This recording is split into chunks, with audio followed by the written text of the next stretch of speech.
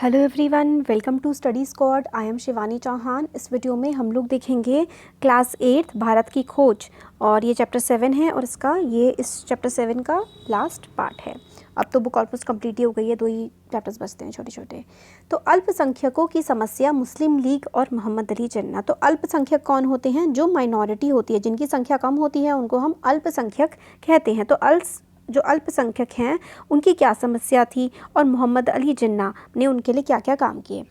तो देखिए, जिसे सांप्रदायिक समस्या कहा जाता था वह अल्पसंख्यकों के अधिकारों के साथ इस तरह तालमेल बैठाना था ताकि उन्हें बहुसंख्यकों के खिलाफ पर्याप्त संरक्षण मिल सके। तो ये अल्पसंख्यक जो मतलब सांप्रदायिक का मतलब है कम्युनलिज्म, धर्म के आधार पर भेदभाव। तो इसका सिंपली उस समय पर ये मतलब था कि अगर जो बहुत ज़्यादा लोग हैं, जैसे कि मेजॉरिटी में हिंदू थे उस समय हमारे देश में, तो हिंदू बहुत ज़्यादा हावी ना हो जाए मुसलमानों पर या क्रिश्चियंस पर या जो भी है किसी पर भी, तो उनके राइट्स को सेफ गार्ड करना, जो माइनॉरिटी हैं, जो संख्या में कम है, उनके अधिकारों की रक्षा करना ही ये था अल्पसंख्यकों की समस्या को हल करना।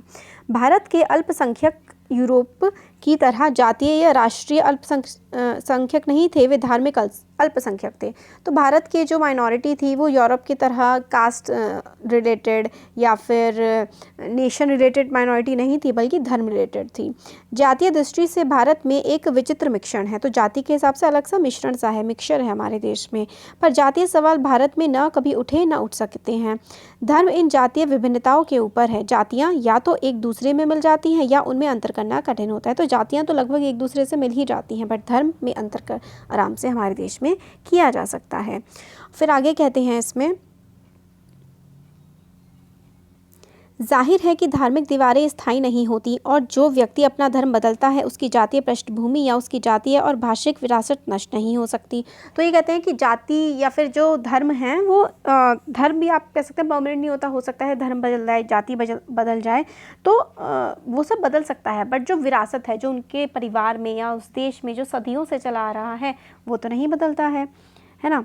यह संकीर्ण समुदाय होता है जो मानसिक रूप से अपना अधिकार किसी धार्मिक वर्ग को बनाता है, किंतु वास्तव में उसकी दिलचस्पी राजनीतिक शक्ति और अपने समुदाय को बढ़ावा देने में होती है।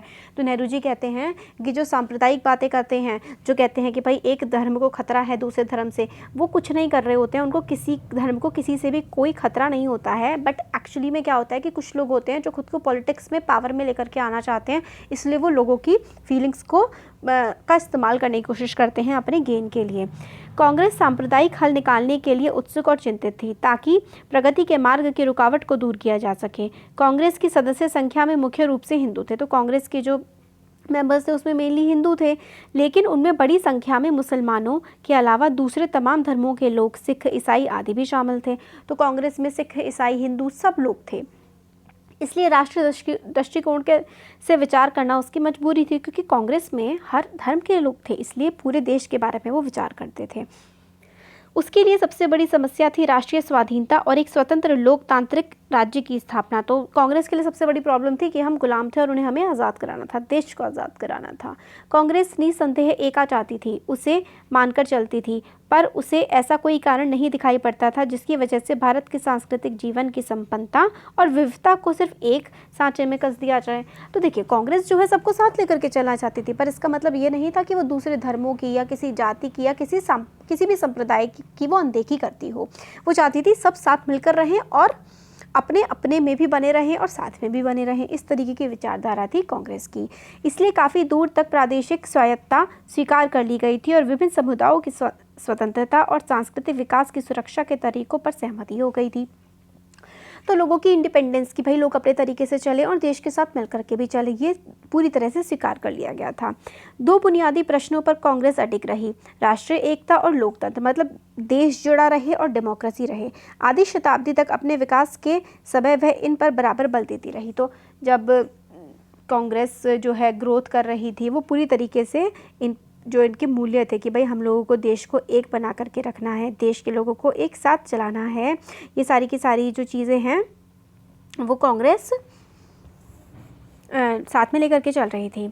गुजरे ज़माने में कम से कम सिद्धांत में ब्रिटिश सरकार ने भी भारतीय एकता और लोकतंत्र का समर्थन किया। मतलब गुजरे ज़माने में क्या है कि कहते थे अंग्रेज़ कि हम डेमोक्रेसी ला रहे हैं, बट हमें तो गुलाम बना रखा था, झूठ बोलते थे वो। लेकिन उसकी नीतियाँ हमें सीधे उस दिशा में ले गईं जहाँ हम दोनों को ही अस्वीकार था। अगस्त 1940 में कांग्रेस ने मजबूर होकर घोषणा की कि भारत में ब्रिटिश सरकार की नीति जनजीवन के संघर्ष और फूट को प्रत्यक्ष रूप से उकसाती और भड़काती है। तो कांग्रेस ने कहा कि भाई हमारे देश में जो अंग्रेज़ हैं ये हमें फूट डाल रहे हैं, हमें लड़ाई करने की कोशिश करवा रहे हैं और हमारे मतलब लाइफ को डिफ़िकल्ट बना रहे हैं। ब्रिटिश सरकार के ज़िम्मेदार लोग खुल्लम खुल्ला हमसे यह कहने लगे कि शायद किसी नई व्यवस्था के पक्ष में भारत की एकता की बलि चढ़ाने पड़े और यह भी भारत के लिए लोकतंत्र ठीक नहीं है।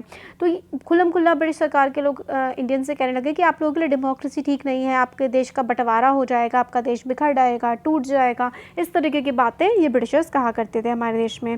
हम सांप्रदायिक समस्या का कोई हल न ढूंढ सके जो अब सब पार्टियों को मंजूर हो। तो वो कहते हैं कि हम कोई ऐसा हल नहीं ढूंढ सकते जो सारी की सारी पार्टीज़ मान जाएँ। इस तरीके की बातें ब्रिटिशर्स कहते थे। यह साफ जाहिर है कि भारत में बहुत से सामंती और प्रतिक्रियावादी समुदाय हैं। इनमें कुछ यहाँ की ज़मीन की उपज और कुछ के ज़मीन को लेकर उनका पोषण अंग्रेज़ों ने किया है।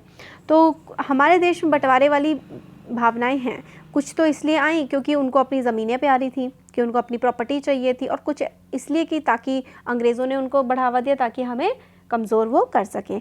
संख्या की दृष्टि से वे भले ही कम हों, लेकिन उनके पास ब्रिटिश सत्ता की मदद थी।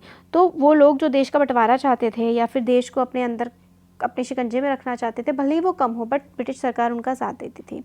बीते हुए दिनों में अंग्रेज़ों की नीति मुस्लिम लीग और हिंदू महासभा के मतभेदों को प्रोत्साहित करके उन पर बल देने और सांप्रदायिक संगठनों को कांग्रेस के विरुद्ध महत्व देने की रही है। तो बीते दिनों में वो कहते हैं कि आज़ादी के पहले 1940 के बाद क्या करते थे वो, हिंदू महासभा, मुस्लिम लीग, इनको लड़ा दो, इनमें भेदभाव कर दो और दंगे भड़का दो और कांग्रेस की इंपॉर्टेंस कम करवा दो।